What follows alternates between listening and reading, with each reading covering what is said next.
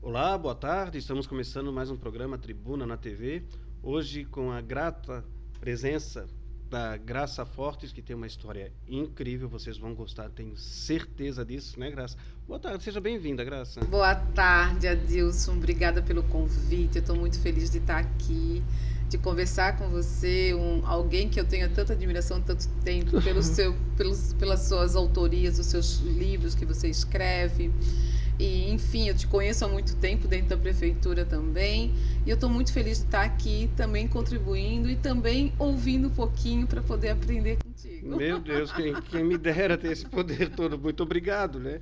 Mas, gente, vocês vão se emocionar com a história da Graça, eu tenho certeza. Mas antes eu queria trazer aqui para vocês uma matéria sobre a Feira das Profissões do programa Jovem Aprendiz do Parque Dom Bosco, que aconteceu ontem, sexta-feira, o dia todo lá no parque. Nós estivemos lá e trazemos a matéria para você também conhecer um pouquinho do que aconteceu lá, tá ok? Vamos lá, pode soltar. Hoje é uma sexta-feira diferente aqui no Parque Dom Bosco. Os jovens que geralmente vêm aqui para estudar, hoje estão apresentando para a comunidade o que eles aprenderam durante o ano e a experiência vivida dentro das empresas. A Feira das Profissões contou com 45 estandes das empresas parceiras do programa Jovem Aprendiz do Parque Dom Bosco nos mais diversos segmentos. Toda a elaboração, montagem e apresentação das empresas foi desenvolvida pelos cerca de 250 aprendizes formados pelo parque e que já atuam no mercado de trabalho. Os portões do parque ficaram abertos à visitação da comunidade durante todo o dia e mais de 500 alunos de escolas da região confirmaram visitação à feira. O evento Feira das Profissões do Parque Dom Bosco acontece anualmente desde o ano de 2013.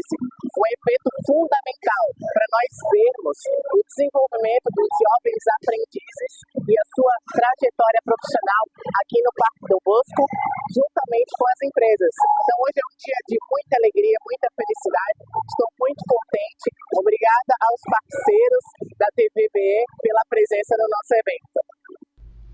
É isso aí, um abraço então ao Léo, a todo o pessoal lá do Parque Dom Bosco. Foi um grande evento, muito bacana mesmo. Parabéns aos jovens aprendizes, né, que desenvolveram todo esse projeto. E lembrando que sábado que vem, dia 6 de dezembro, acontece no Salão Paroquial da Igreja Católica ali do bairro São João, o Bazar Beneficente de Natal. Vão ter roupas ali especialmente para crianças até 14 anos e algumas peças adultas a preço bem acessível, né, cerca aí de 50% do preço do mercado. E todo o recurso arrecadado com esse bazar vai ser investido na construção da Casa de Contraturno Santa Dulce dos Pobres, lá no Imaruí, que a ação paroquial do bairro São João está construindo lá, tá certo? Então, apareça lá, prestigie, né, já faça sua compra de Natal, seus presentes para as crianças aí e ajuda aí essa obra social ali da paróquia do bairro São João.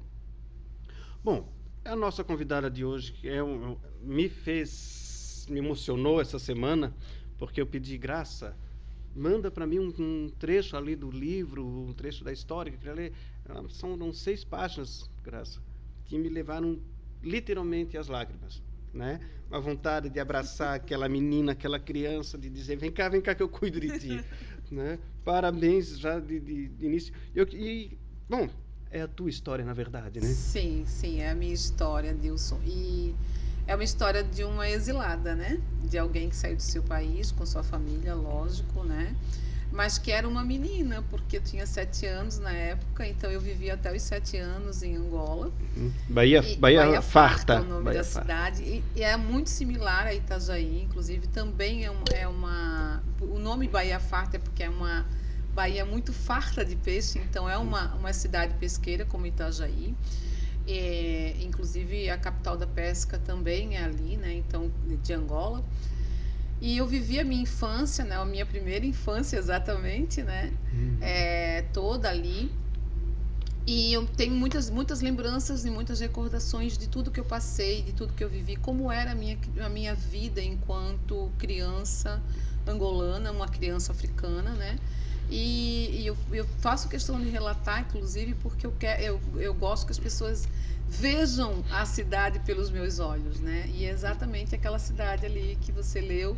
Fiquei emocionada por saber que você se emocionou também, bastante, né? Uhum. Mas eu fiquei assim, essa é a minha trajetória, assim, enquanto enquanto uma mulher que chegou, né, uma menina que chegou aqui enquanto criança em Itajaí com a sua família e que se estabeleceu aqui, né? E foi a minha família mais 7 famílias juntas, então eram 8 famílias juntos no mesmo barco de pesca, né? Uhum. E vieram todos aqui para Itajaí, não? Todos vieram para Itajaí, né? Todos nós ficamos aqui, inclusive todos permanecem aqui. Ah, Essa cidade realmente nos abraçou e nos acolheu. E eu vejo que, assim, é uma alegria a gente saber porque nós ficamos. E por que vocês ficaram?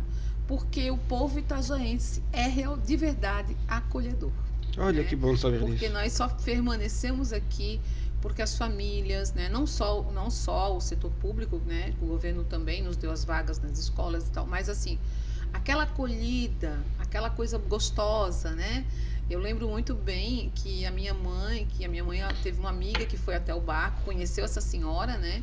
Que foi até o barco, o marido dela trabalhava no porto, na época era guarda portuário, e ela foi até lá nos convidar para ir para casa dela um domingo, porque nós ficamos praticamente 6 meses morando no barco, né?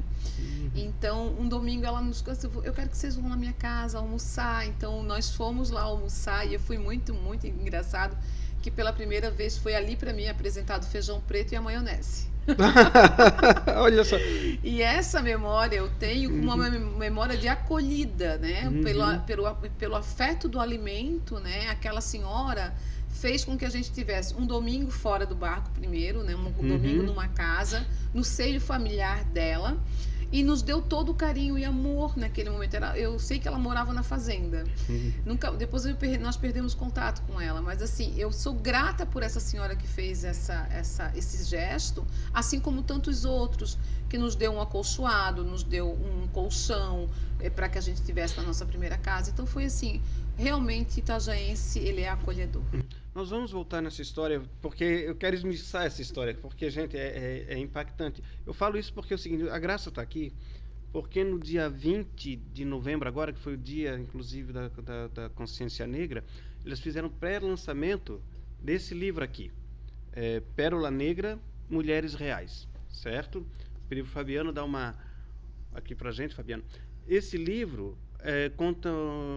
quantas histórias? 21 histórias de mulheres negras. 21 histórias de mulheres negras, assim como a Graça, que é coautora do livro, também tem um texto dela aqui, certo?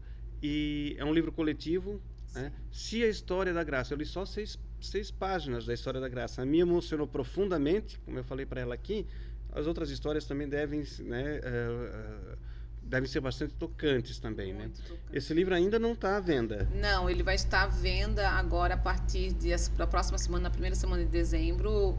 Vai ser o lançamento na livraria, Top Livrarias ali em Balneário Camboriú, no dia 6. Dia 6, sábado que vem. Isso. Tá certo, então. E, bom, o trecho que eu li desse livro, o trecho que eu li da história da Graça, conta a história da felicidade daquela menina morando lá em Baía Farta, na Angola. Dá de sentir os cheiros que ela descreve ali, né? O vento, o barulho do mar. Gente, como incrível como tu escreveu com leveza essa história. Como tu retratou aí, né, o teu pai, aquela figura silenciosa, mas, né, de presente ali, na presença forte, o carinho da mãe, né, que até quando ralhava às vezes, cara, assim, é uma história muito tocante, né? E no final, aquele arrebatamento aí, quando vocês, né, tua menina tirada da segurança da tua infância para ir para uma terra estranha. Sim. Né? Então, a leveza com que isso foi descrito no livro me chamou a atenção, me tocou bastante. Por isso que eu disse, quando ela chegou aqui, me dá um abraço forte, que me deu vontade de abraçar aquela menina, dizer, vem cá que eu cuido de ti. Né? E justamente isso que tu falou que chegou aqui. E eu queria saber, como é que foi chegar aqui? Nós chegamos, estamos em Itajaí. Como eu falei, né, o povo itajaense nos acolheu, a gente foi recebido primeiramente pelas autoridades, né? Mas entraram legalmente aqui? Nós entramos, a gente já havia um pré-anúncio desde a nossa entrada, né? Tanto é que nós chegamos à noite, ficamos ali fora e depois de manhã as embarcações foram lá para nos trazer até o porto. Esse barco é o mesmo barco que teu pai usava com o pescador lá em Angola? É o mesmo barco. É um barco feito de ferro, de porte médio e que coube 8 famílias. né? Nossa, mas Então, era assim, pequeno para atravessar o oceano, né? ela era pequena para atravessar o oceano. Foi assim um ato de muita coragem, né? Uhum. Dos nossos pais, eu digo que foram 8 homens, pescadores todos eles, né? Que tiveram a coragem de fazer essa travessia com um único ímpeto, né? Foi o único objetivo. Porque eu já adulta perguntei assim pro meu pai, pai, mas por que a gente teve que sair, né? Por que a gente fez essa loucura, né? Uhum. Ele assim, porque eu precisava deixar vocês vivos. Era vocês viverem ou não. Então nessa escolha nós preferimos pegar o mar e fazer essa grande loucura que parece, né? Mas que foi um ato de muita coragem, e atravessar e permanecer os filhos vivos, porque nós viemos mais ou menos em 35 jovens e crianças ali, né? Uhum. Acho que o mais velho de jovens deveria ter 18, 19 anos, assim. E a mais nova, inclusive, nasceu no meio do mar, que é a Guiomar, né? Uhum. Ela nasceu no meio do mar, que antes da gente sair da África do Sul, porque saímos da Baía Farta e fomos para a África do Sul. Na época, hoje é Namíbia, né? Mas na época Namíbia pertencia à África do Sul. E ali nós ficamos por 2 meses, mas por conta do apartheid, o grande, né, problema da segregação racial que tinha no país, eles acharam por bem não tirar a família da guerra e botar no apartheid, né? Uhum. Eles acharam por bem encontrar um país que falasse a mesma língua, porque também Angola. a África do Sul falava inglês, né? Angola português. Uhum. Então não tinha como mas teria muito mais trabalho, né? Vamos dizer assim. E eles resolveram então, no dia 31 de dezembro de 1975, sair e atravessar o oceano em direção a Itajaí. Uhum. Eles saíram lá da África do Sul nesse dia. Isso. Tá. Isso. Bom, para quem não está muito ligado na questão da história, eles saíram da Angola por causa da Guerra Civil. Isso, por causa da Guerra Civil. Uhum. É uma guerra por conta de querer a independência do país, né? Uhum. Então houve essa guerra, e como nós morávamos muito ao sul, era uma cidade pequena, né, que não tinha tanta segurança de soldados e tudo mais, os pais acharam por bem sair. Olha, para quem tem filhos, com certeza tomaria a mesma atitude, né? Porque a guerra sempre é um horror, independentemente dos motivos, né? Mas ser humano matando ser humano por causa de qualquer motivo é uma ignorância que, infelizmente, Muito grande. a gente ainda vive isso no mundo, né? Então, eu faria a mesma coisa. Salvaria entre uma guerra e proteger os meus filhos, eu protegeria os meus filhos, sem dúvida. Sem Né? pensar. Então, tira o chapéu para o teu pai pela atitude dele. Né? Foi difícil? Foi. Né? E tá, vocês moraram 6 meses no barco, mas por quê?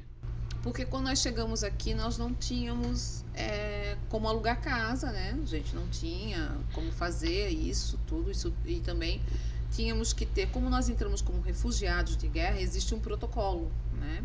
Uhum. E esse protocolo demora um pouquinho até que todas as autoridades vejam toda a documentação, nos deem documentos aqui, porque nós chegamos com os documentos de uma colônia que não era mais colônia. Uhum. Né? Então, chamaram o consulado português na época ali de Curitiba para vir até aqui, para poder ver como é que quais eram os trâmites para poder organizar, porque nós não viemos com passaporte, né? Que é o único documento internacional oficial.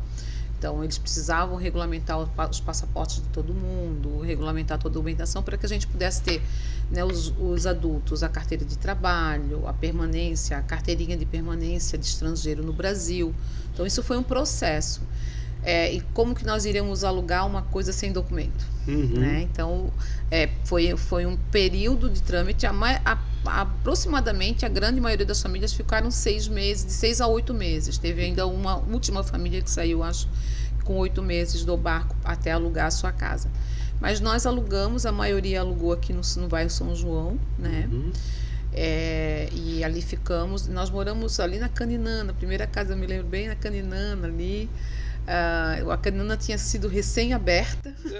Eu lembro nessa, inclusive, só para te situar nessa, quando a Caninana foi inaugurada, Nós, alunos do Colégio Henrique da Silva Fontes, aqui no São João, fomos lá plantar árvores. Verdade, isso Né? é verdade. Eu fui lá, plantei uma árvore. Infelizmente, as árvores não vingaram, né? Mas foi um ato, eu lembro disso. Então foi naquela época que vocês estavam Sim, chegando. a gente estava chegando ali e ficamos. Então, eu lembro da primeira casa que nós entramos, não tinha nenhum móvel, não tinha nada, né? Nós tínhamos apenas alguns colchoados e também a questão do frio aqui, né? Nós chegamos em janeiro, época de calor, mas foi se dando, 6 meses, chegando o inverno. E naquela época fazia frio. E fazia frio. E nós não sentíamos esse frio aqui, porque lá em Angola, lá na Baía Farta, a temperatura é em média a temperatura que tem no Rio de Janeiro. Uhum. Então, nós não tínhamos essa coisa desse frio. E quando nós chegamos, tínhamos que dormir com um colchoado por baixo, outro colchoado por cima, né? Uhum. Até que depois um vizinho foi dando um colchão, o outro, eu me lembro de um vozinho que era vizinho, fez um banco, né, pra gente sentar, uma mesinha pra gente ter de alimento, até depois que os nossos pais conseguiram comprar os móveis, comprar as coisas e estabelecer de verdade aqui, né? E teu pai continuou pescador aqui ou O assumiu meu outra pai, profissão? quando nós chegamos aqui, porque os barcos eram, eu digo os barcos porque não veio um só, né? Foram 4 barcos que entraram, mas o nosso, que o único que estávamos 8 famílias, era o nosso. Uhum. O barco, ele foi vendido para o país do Equador. E para levar esse navio até lá, entregar, né, os nossos pais foram todos para o Equador para entregar esse navio, né? Viajaram a costa todinha do Brasil, passaram pelo Panamá ali, né? E foram entregar no Equador as embarcações. Só que lá chegando houve uma proposta de trabalho para eles serem pescadores lá, já que eles entendiam bem do barco, conheciam bem, né? Uhum. Então o meu pai ficou quase 3 anos trabalhando lá e ele pensou também no seguinte, que ele precisava trabalhar para conseguir ganhar em dólar para poder vir para cá e dar uma oportunidade melhor para a família, né?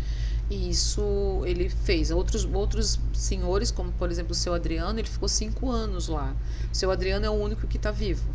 Mora ali no bairro São João também. Ele está com quase 90 anos. Então, assim, eles fizeram essa opção para poder dar um futuro para a família, né? E quando meu pai retornou, e tal, junto com o meu irmão mais velho, também tinha 18 anos na época, ele saiu para embarcar na Marinha Mercante, e ele viajou o mundo e também arrecadou dinheiro para poder vir. E aí, em 5 anos, nós compramos a primeira casa própria, que é ali na rua Ernesto Koba, em São João. Aqui, história. Vieram a tua família, teus pais? São meus pais, nós somos em 4 filhos. Duas filhas e 2 filhos. Certo. Todos residindo aqui em Itajaí Todos ainda. residem. Os 2 outros residiram aqui durante um tempo, só que depois, agora de aposentados, foram para casa de praia, que é ali em Itajuba. Tá, mas fizeram a vida aqui, fizeram a vida sua história sempre aqui. Sempre aqui. Casaram, tiveram filhos, tudo aqui. E tu te tornou professora? Me tornei professora. Me tornei professora. A minha irmã também se tornou professora, só que a minha irmã, ela teve que trabalhar 10 anos de empregada doméstica até que conseguisse se tornar. Ela se tornou professora de matemática. Então, eu me tornei professora aos 18 anos. Eu fiz o concurso público do município de Itajaí, passei e ali fiquei. Fiz a minha trajetória de 34 anos como professora. Me aposentei agora em 2022. Tá certo. E agora tá terapeuta? Sou também, a minha segunda profissão, eu sempre falo isso, porque eu sempre quis migrar, né? Na verdade, eu queria fazer psicologia, né? Mas só que o dinheiro não dava, né? Então, a gente teve que fazer o mesmo curso que dava aí, que era mais permitido à noite, né? E eu queria sempre ser psicóloga, mas não pude ser. E agora, quando eu estava eu falei assim, já estou terminando minha época de aula, eu vou